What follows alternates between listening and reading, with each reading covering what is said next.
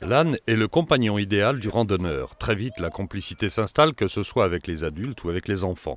Un brin de toilette avant le départ, un bas, et il ne reste plus qu'à prendre la route pour un après-midi ou pour une semaine de marche.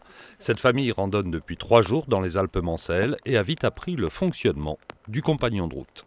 Les premières minutes, il faut faire attention parce qu'il nous teste. Il a envie de voir si c'est nous qui commandons, si c'est lui qui va vouloir faire ce qu'il veut. Et puis après, ça se passe très bien quand il a compris qu'il fallait pas qu'il s'arrête pour manger tous les 5 pas. Donc après, ça se passe très bien. Et les enfants le mènent sans souci. Au contraire, la grande, elle l'emmène une grande partie du voyage. Et le petit, il est assis dessus et il est le roi, quoi.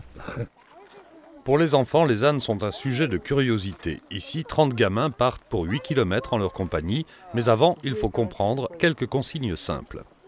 Quand vous arrêtez, vous le tenez bien pour pas qu'il mange. Si vous le laissez faire un peu, ça va être un peu la panique. Spontanément, l'âne n'est pas un marcheur tranquille. Pour qu'il devienne randonneur, c'est toute une éducation qui commence dès le plus jeune âge. On n'est pas dans le dressage comme un cheval, on est dans l'éducation. Donc en fait, à chaque fois qu'il y a quelque chose qu'il ne connaît pas, il s'arrête.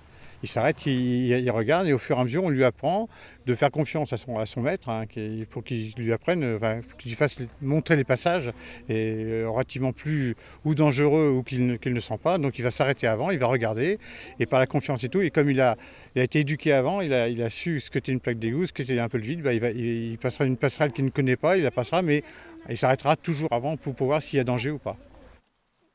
Moralité, l'âne n'est pas têtu, il est prudent, ce qui est une qualité pour travailler avec de jeunes enfants.